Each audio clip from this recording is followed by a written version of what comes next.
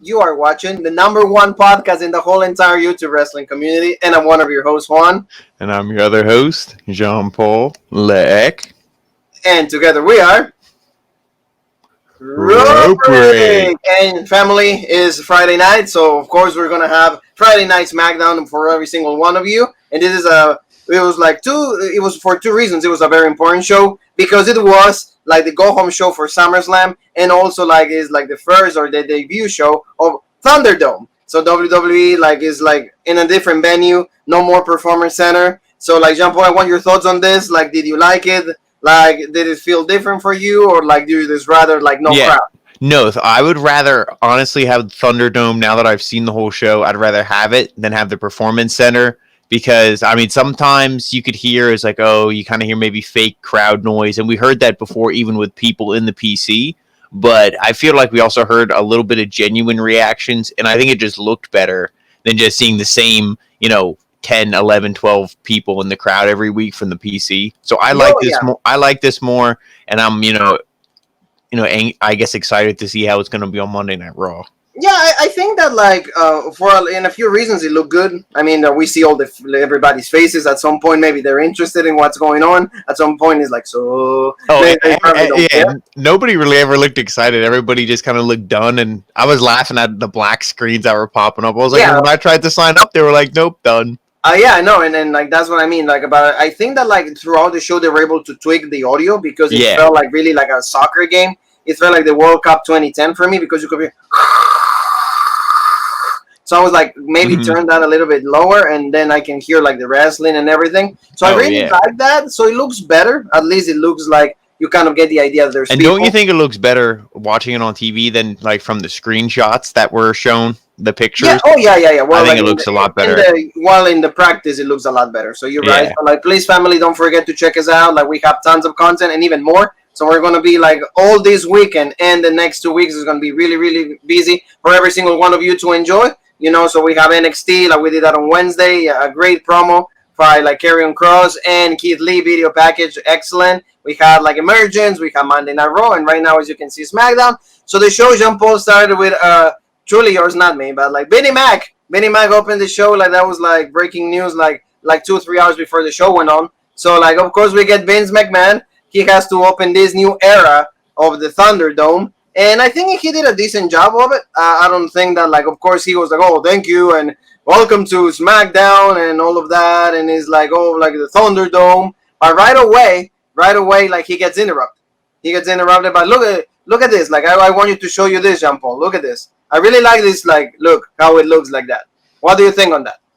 Oh, yeah, no, I mean, I think it looks, like I said, when you just see the screenshots, it just, your eyes kind of bug out, but the way that Kevin Dunn did some of the camera cuts. Now, sometimes I think they do way too many camera cuts, but some of the camera cuts, okay, you see all the people in the Thunderdome, you could say, and then it cuts away and you don't see any of them. So that, I'm like, oh, okay, it's not so crazy on the eyes, but, like I said, I like it. I'm excited for it for Monday Night Raw, but, Vinnie Mac coming out, like you said, he's like, oh, yeah, welcome to Friday Night SmackDown, and it's legit, but he was interrupted by the Fiend came out, and the one thing I want to say is I thought the Undertaker, recently, I thought Undertaker's entrance was long. I thought the Fiend was never going to make it to the ring. Oh yeah, well, that's and that's what I told you. They need to feel. Yeah, I was like, please, I know it's it looked really long, and the Vinny, they're just waiting there, and I really thought that he was gonna do the mandible clone Vince McMahon, and I was like, okay, that's gonna be really cool and legit. But no, that didn't happen. Actually, there was just a stare down because, and then we get a great picture of this. Look how the lining and everything. See, that looked pretty good. I really like how that's looking. But then the Monster Among Men came out. Jean Paul, and he was he actually had a stare down with the Fiend, and then actually that allowed Vince McMahon to leave the the ring. So we got this, Jean Paul. What do you think? A big stare down. It's okay, we're gonna go at it, and what I do like is the people's faces. See that? Yeah, that's what I like. It's better than the PC people who are, I mean, obviously they have to wear their mask, to be safe. But when you see everybody at home and you see all their faces and the ones who are actually paying attention, they look. You can actually see their expressions, and I think it looks better. Looks more like a crowd. I like it. No, yeah, I do. I like it. And like I said, the stare down was good. It seemed like they were going to go at it. But out of nowhere, okay, lights flickering. And one more time, we get like action from like Retribution. Looking for some Retribution. So we get to see this. And actually, Bray Wyatt, the Fiend, Bray Wyatt, like they're looking at Strowman. And they seem, okay, we're going to go at it. And we're going to kind of team up against Retribution. So I thought that's why I sent that text to you. And I was like, okay, there are two against all of them. Retribution is going to be buried. But no, the Fiend actually, boom. Like lights went off and then he leaves and everybody like attacks Strowman. Everybody starts attacking all the Retribution members, like starts attacking Braun Strowman. Did you like this a little bit? I was like, it caught my attention a little bit, but like in the end, like it took way too long for like the WWE roster to come out and kind of defend Strowman a little bit. I like it, and I like how the Fiend kind of just used his powers, to just like disappear, fade out of there. Retribution beats up Braun Strowman. I like how he actually got beat up, and he didn't just fling them all off and bury them. I feel like if that was Roman Reigns, he would have just beat them all up and buried Retribution. But Braun Strowman actually got beat down. Like you said, it took a while for the roster to come out and help, but. They came out. They kind of got swamped at first, which I like. Retribution still looks strong, and then eventually, like a second group of guys came out, and even like Naomi and Dana Brooke came out, and I'm like, oh, okay, I guess that's legit. But I'm like, they're like the only two women, but I guess there's women in Retribution, so it doesn't make it that awkward. But they came out, so that was cool. There was a lot of people, and eventually they fought off the heels, and Retribution got out of there. So it was good. It was good. Like it was good. It was a good opening segment, so I really like that. So that opened up like SmackDown. The one thing is like all the wrestlers, all the superstars, they stay there. They stay in the ring, and then we go to like Big E against Sheamus because like Michael Cole said, like they were supposed to be taken care of later on in the show, but no, actually this takes place right now, and they kind of a good match. I really liked it, but then in the end, pretty much like Big E turns out to be like the winner because he rolls up Sheamus. Because again, the lights were flickering. It became actually John Paul like a lumberjack match. Because all the guys were there, it was like really different than what I was expecting this match to be. But like it was funny because in the same time, like kind of like the heels, they stay with themselves, and then when Big E wins, then you see like Otis and Tucker like celebrating with Big E, and they're like dancing, and then Baron Corbin attacked Matt Riddle. He attacked Matt Riddle, and also like you saw like the Miz coming out last, Jean Paul. So that is something that is interesting. Because I can see that like the Miz might be involved with Retribution, if you think about this. If you see it like that, I starting to see like some people talking about this, like the Miz might be involved with Retribution. So what are your thoughts on this? I think that the way they're going is they really don't know. So I think they're kind of planning like 3-4 people to maybe be like, oh, they could be with Retribution, but it's like, I don't think they really know themselves. So. Well, we'll see. We'll see what happens on that, Jean Paul. But like that's pretty much like that was the beginning of the show. But then see, we go to like kind of like they start hyping up the match with AJ Styles and Jeff Hardy. But it's like hold on, like there's something going on. It's like something happened, and Jeff Hardy's actually in the trainer's room. So like he's actually being taken care of because like there's no certainty if they're actually gonna have the match. So like and then later on we found out that actually AJ Styles was being the one that was taking care of Jeff Hardy. Like during the attack of Retribution and all of that, as you can see right here, Jean Paul, look, Jeff Hardy like being pretty much attacked by AJ Styles because he wants to like get him a little hurt before the match at later on in the night. Well, yeah, it was smart of AJ. He's being the heel. He's like, oh, he was wearing black. Retribution. I didn't know who it was. But he clearly he's the heel. He's like, oh, I'm going to take advantage, like you said, in his match tonight. But as we saw, spoiler alert, it backfired. But he tried. Yeah, absolutely right. Like you can see that like AJ Styles was trying to like get some little bit of advantage out of Jeff Hardy, but he couldn't. So now, Jean Paul, let's go to like the tag team championship match. It was Cesaro and Nakamura against Kalisto. Well, not Kalisto, but like the Lucha House Party, and Lince Dorado and Gran Metalik. Like before the match started, actually Cesaro and Nakamura attacked Lince Dorado and Metalik, and that's how the match started. This match I really like because see the Lucha House Party, like you always said, they're really good wrestlers and they put like the cruiserweight Lucha Libre vibe. So I really like the interactions that they have between each other. I really like this, and Nakamura like he merged really good with them. I really enjoyed this match. Oh yeah, I liked it too. The only thing I didn't like was how short it was. I felt like it really started to pick up, and then it just kind of ended. And it was like, Lindsay Dorado took, I think it was Lindsay, or no, it was Grand Metalik. Who was it? Grand Metalik took like that really bad bump on the outside right at the end of the thing. Yeah, it was Grand Metalik. Yeah. Yeah, he took that really bad bump, and then I was like, oh man, commentary is really selling that. They're like, ooh, I think he got hurt more than Cesaro did. And then, Nakamura got the win, 1, 2, 3, and it was like, oh, okay, it just kind of ended. Yep, right there. Yeah, we can see that like they're still the tag team champions. They retain their championships, and to me, it's rightfully so because they need to be the champions. Like, push these guys, they deserve it. Nakamura, a main event player. Cesaro is good too. He'll never be recognized as a main event player. So, like, the Lucha House Party is something that you said before. It's like they don't have any other tag team. So, who are they going to put in feud with? The Lucha House Party. There's nobody else. Yeah, exactly. Now, it seems like, okay, they got one title opportunity. They lost. And now, after this thing, we saw Kalisto. He was getting in their face. He was yelling at them. He's like, guys, why are you being bullshit? Like, I know SmackDown is the bullshit show, but, like, come on, we got to be good here. And there's some dissension in the ranks, I guess. So it's like, you have one title opportunity, you lose, and now you're just going to break the Lucha House Party up. I don't know how smart that is or how much sense that makes. Was really pissed. He was the one that was really pissed that because Kalisto didn't even help them. So he was like, can you do something? Can I live? Can you help me with this? And then Kalisto is like, well, what do you want me to do? You lost because it was like Jean Paul. It was the Sunset Flip. It was like, remember, like a metal, like a power bomb, and then Cesaro turned it into like a Sunset Flip. So that was pretty cool. But like you said, there's dissension among the Lucha House Party. So that's like something that I don't know where this is gonna end because if they break up the Lucha House Party, what can you do with them? Now, see, one of the things is you could have Kalisto, or you could have one of them join Retribution. Like you said, The Miz could be involved in Retribution. One of the Lucha House Party could be in Retribution.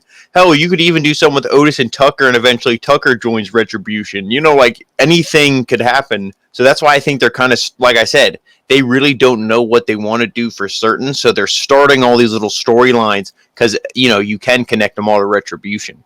You're right. Like, and I would love to see that just because, like you said, like this. These guys want Retribution, so it fits the name. Yeah, so I really think that it could be Kalisto, it could be Tucker. Tucker will be a main event player. And the fact that Otis we see him, we're not even the Money in the Bank doesn't even have a meaning.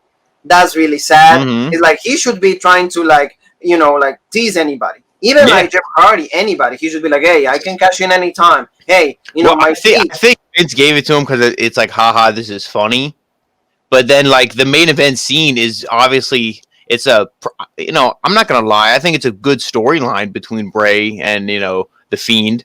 I mean, Bray and Braun. Bliss and all of that. So it's like, I think it's a good storyline, but how would Otis, what's he going to do? Cash in? That doesn't make any sense. Especially because if Otis will have more intensity or like at least will be more violent, we will believe that. But because, it's all the Peach, Mandy. But like, especially if they don't keep doing it, now they pretty much took Mandy out of the equation. And now we're actually going to talk about her because like you said, Jean-Paul, her short hair, like she fits her so well. And like she looks absolutely stunning. Not stunning Steve Austin, but stunning Mandy Rose. And they almost have the same haircut though. Oh, well, like, right there, yeah. Look at that, Jean-Paul. Look at that. Taylor Braxton. Hey, there you go. Like, absolutely. This is what SmackDown is all about. Thunderdome, baby. Right there. Exactly. So like, but like, see, like she completely forgot about Otis. It's kind of like those chicks that they get what they want from you, and that's it and done. But like they waste your time for 3 months, like Braun Strowman was saying about Alexa Bliss. So like pretty much Mandy, like Kayla is asking, is like, hey, tell me like what's gonna happen in this like hair versus hair match, and she's like, well, you know what? It's like I hope that I'm reaching out to my best friend. We both know what happened to Sonya Deville in the real life. Mandy Rose was right next to her, like they were in the same house, like. This fan was trying to break in. So maybe, they were both like not really into this, but like Mandy cut out a really nice promo. I really like this. Oh yeah, I liked it, dude, because when something like this happens, people know the wrestling business is fake, kayfabe is dead. So it's like, they just cut the shit. Okay, hey, real life happened. We're going to acknowledge it. And, like you said, Mandy did a really good job here. And, we got the end of it with Sonya, which I think that was the big announcement. And that was probably one of the best parts of SmackDown. Yeah. Well, like, you want me to go there, Jean-Paul? Let's go there. But before, she cuts this nice promo and says, if you're still my friend, I'm reaching out to you. In SummerSlam, I really don't want to have the match. I'd much rather just, get my friend back. If you're still my friend. But then we go to see Dana Brooke, and Dana Brooke pretty much goes and says it kind of like a touch of real life situation, because she goes like, I'm sorry what happened like during this week. I'm sorry about all these things. And look what happened. Sonya just like pretty much Marilyn Manson looking like, or like Wednesday from the Addams Family, like she pretty much slaps the crap out of Dana Brooke. And she says like, oh, you don't need, you don't deserve what I have to say. And then Kayla Braxton is about to ask something. He's like, neither do you. Whatever I have to say, I'm going to say in the ring. And, Jean-Paul wanted like to discuss about this. So we're going to talk about this with the magic of roll break. So Sonya Deville, here we come. Boom. Sonya Deville, like she comes out and she just says that like she's going to up-top the situation. She's going to make even like the stipulation of the match a little better. So it's going to be a no disqualification match. And it's still go her versus her, but it doesn't matter who gets ball in WWE, because whoever loses is actually going to leave the WWE for good. So it says, I don't care if I'm bald, I don't care if I have hair, but like it's like, I don't want to see your face ever again, bitch. So like, I really like this. Like you said, Sonya's intensity, her heel turn has worked so well. But because of the situation that happens maybe last week, with all this crazy fan and everything, I think maybe she wants a time off to recuperate from, because this is a traumatizing situation, right, Jean-Paul? Oh yeah, this isn't like somebody just stalked you on Twitter and they just stayed in their mother's basement. No, this guy actually broke into her house. Like it's one of those things where it's just like, oh, that that doesn't happen. That's only in the movies, and then it actually happens to you. So only she knows what she's going through. So I have all the respect for her in the world to be like, hey, I want to take a break. I love how they played it up. What I said earlier about sometimes you put kayfabe to the side. I like how they played it up in the story where she's like, no, you're not my friend. I don't care about it. It doesn't bother you that I cut your hair. Well, how about I get you kicked out of the WWE? Like, loser leaves town match. So I like that intensity. And that's something where she could leave now. And if she wants and she feels good by January, boom, come back in the Royal Rumble. She'll get a big pop. So, that will be cool. So, I mean, but however long she needs to take off, she's entitled to it. I agree with you. I agree with you, Leg, because it's like she probably needs a little bit of time off. And okay, get your haircut. Get bald. We're not gonna see you. You're not Kurt Angle. So legit. Wait till like January. You'll have a little bit of hair. Legit. So talking about legit, the golden role models. It's time for them. Sasha Banks and Bayley. They come out and then just like addressing one more time the WWE universe, and like they're gonna be interviewed, but Corey, he's not Lucius. He doesn't deserve anything. Graves, and like Sasha Banks says, if that's your real name. So he's asking, a few questions about their match, because both of them are going to be facing Asuka at SummerSlam. And then Corey kind of tried to instigate a little bit, right? Like he goes like, hey, I think there's some dissension between the two of you, right? Because because at that time they didn't know who's gonna face Asuka first. Either Bayley or Sasha. Yeah, because walk me through a jump on. He has Bayley. He's like, oh, so you're gonna go first, right? And Bayley's like, oh, well, I mean, like I just said that, but like we didn't, nothing was really, set in stone. And Sasha's like, what are you trying to volunteer me going first? I don't believe this, blah blah blah. And then Bayley's like, no. So then it's almost like Sasha was the aggressive heel in this.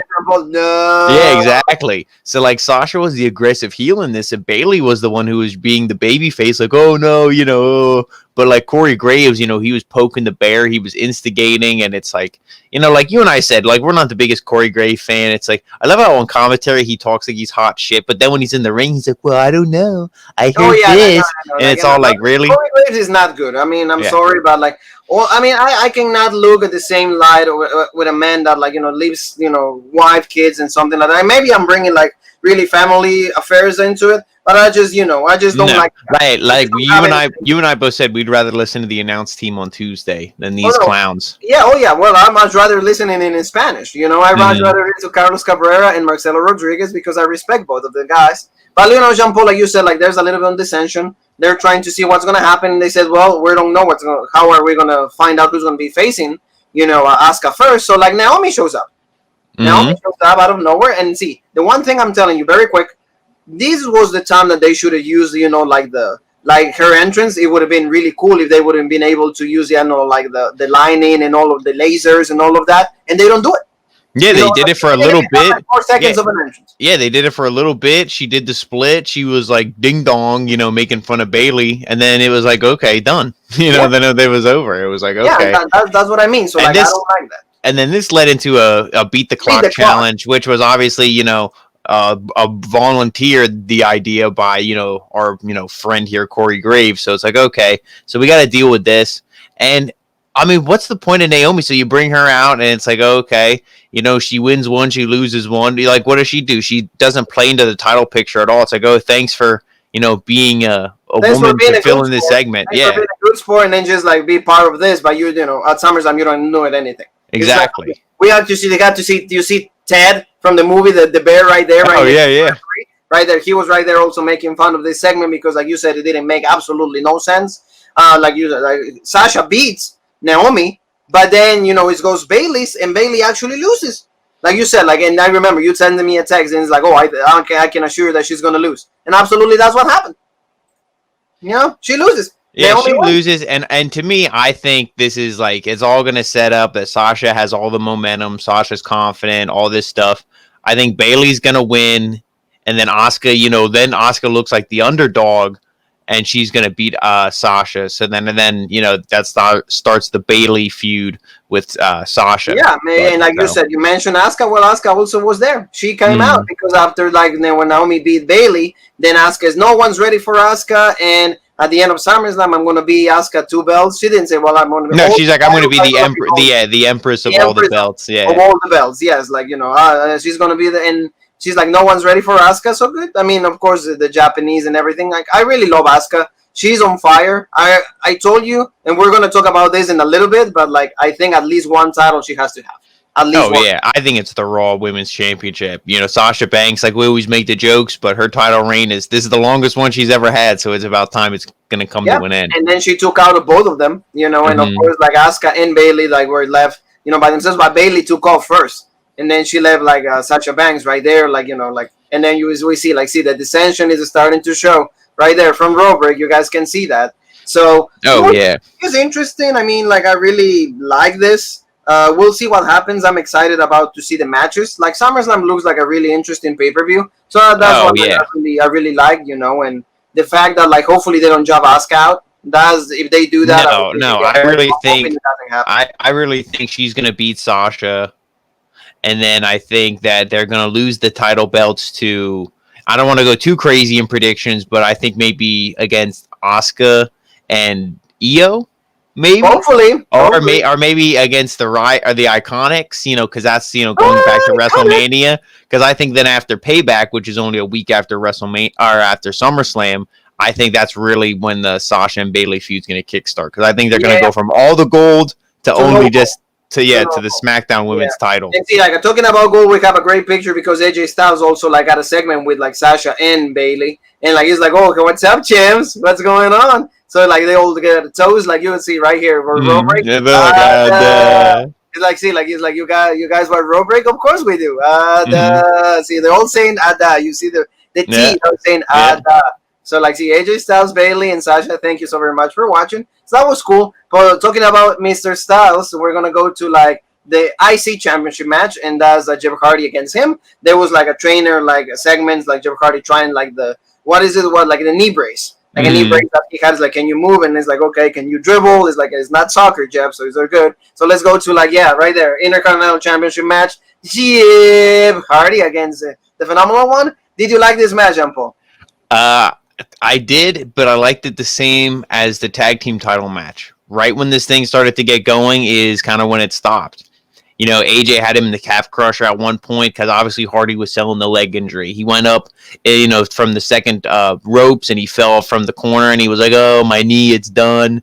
And, AJ got him in the calf crusher and it was oh, he's not going to tap here. But I thought, oh, he's probably going to get him in the calf crusher a second time and that will be the end of it. AJ sets up for the phenomenal forearm. He doesn't hit that. But then, Hardy, I forget what Hardy did, how he came back in the ring, but I think he hit his, or was it off the Styles Clash? How was it? He was gonna do well, he misses also the Whisper in the Wind right here. Yeah. see what rope break like has like our rope break camera. Let's see it. Let's see it. Yep. So like right there, look. Yep. It's like that's what happens. See, when you don't watch rope break at night, you just feel like all crappy and shady. So like but like he comes out and then AJ's gonna do the like you said the Styles clash, and then he's like hitting with the cast with the knee brace. I'm sorry, with the knee brace like Styles in the face, and then he does the twist of fate. Or like I don't know how they call it but like he ends up doing the twist of fate, and then he does of course Swanton 1 2 3, and we have a new IC in champion, so everybody's happy, even like see right there, like there you go, here Mr. Hardy, get your championship after all these demons, after all this like the feud with Sheamus, after all this stuff, you're finally a 5th time a IC champion in the WWE. So what do you think? I know you pop because you're a big fan of Joe Hardy, but also you're a big fan of AJ Styles. So, like, do you like this? Or yeah, no?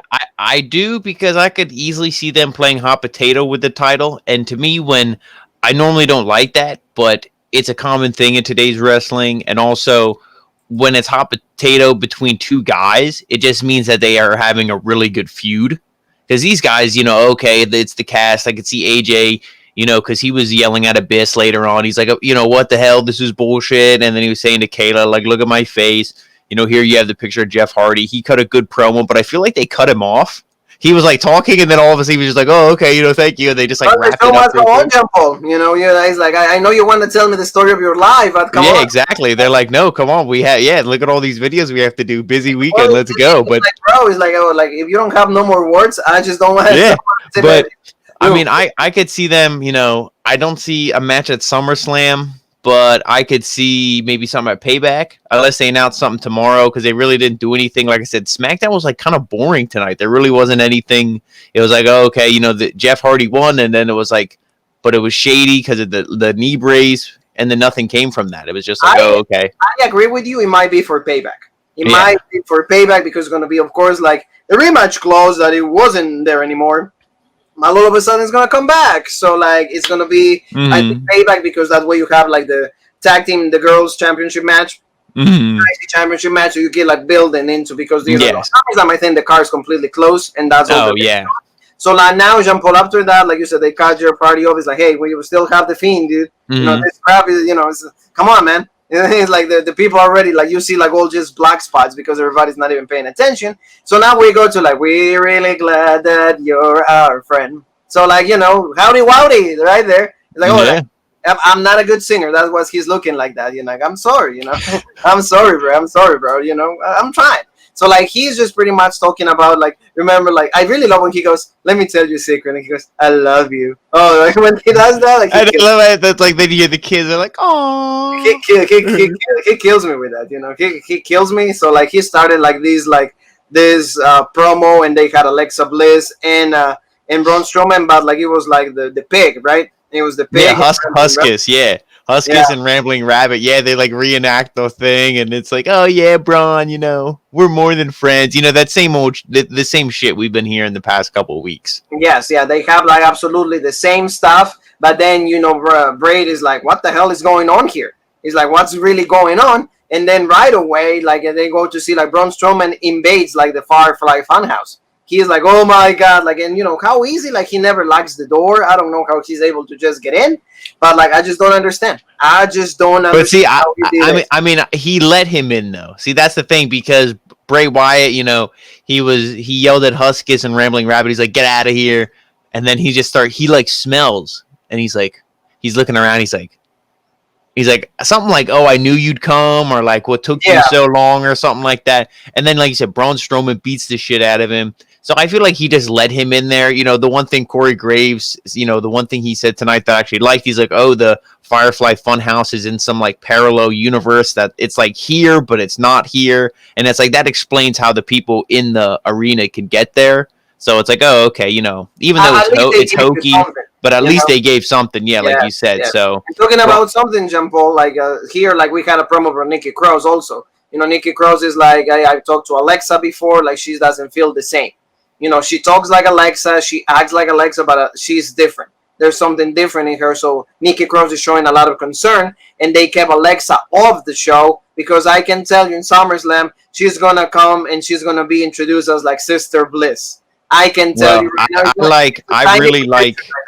I really like like. how concerned she is. Like, it's Yeah. like, oh, like, are you guys gonna do previews and predictions? That's what she's asking us. Yes, Yeah. Nikki, we're gonna do it. Don't relax. We're Yeah, fine. I really like this because it seems like realistic, and the one thing Ryan always said about the Fiend that's so legit is they always say anytime somebody comes in contact with him, they change. Like we said, Seth Rollins, Braun Strowman, Alexa Bliss. Like, look at all these people who he's went against who have changed. So Yes, it keeps the character going. Finn And then, Balor's like, another one. and the funny thing, you asked me is like, is this done? Because it was 950, so there was more into it, and like, they kept going back to like our universe. See, we're going from like the Robert universe to the WWE universe to the real life. So like they were fighting, and then Braun throws Bray on like it throws into like like another like a lower level, like another floor or something. Like, let me see if like Robert we were able to get the image from it. Oh yeah, we did. Yeah, it's like, you don't want to watch road break. That's what happens to you. So like, see, like he throws him, and then you see, oh, look at the smile, look at the evil smile. Like, look, yeah, see that? It's like that's when he's like over. Alexa's like, Braun, look what I have for you. That's when he opens the door, and then the thong flies past his head, and he's like, that's right, that's right. He's like, oh, okay, and he's like, I broke up with like Brian Cabrera. I'm ready for you, Braun. So yeah, you see this whole thing, and I mean, they take Bray Wyatt out on the stretcher, like, see, like, and like, walk me through this, because like, it's like you were like, this is not even real, because they showed that much concern about Bray Wyatt. They're like, oh, careful, and at that point I'm like, okay, whatever, he's a human, they don't want it because his back could be broken or his neck or whatever, so they get him on the stretcher, get him in, they start driving out of there, like, okay, no big deal. Then the ambulance stops. And then it starts backing up. And I feel like in a real life situation, if that happened, everyone involved would just wait for them to stop backing up and be like, what's going on? Did you forget something? Do you need someone to hop in the back and go with you? Like, you'd ask a concerned question.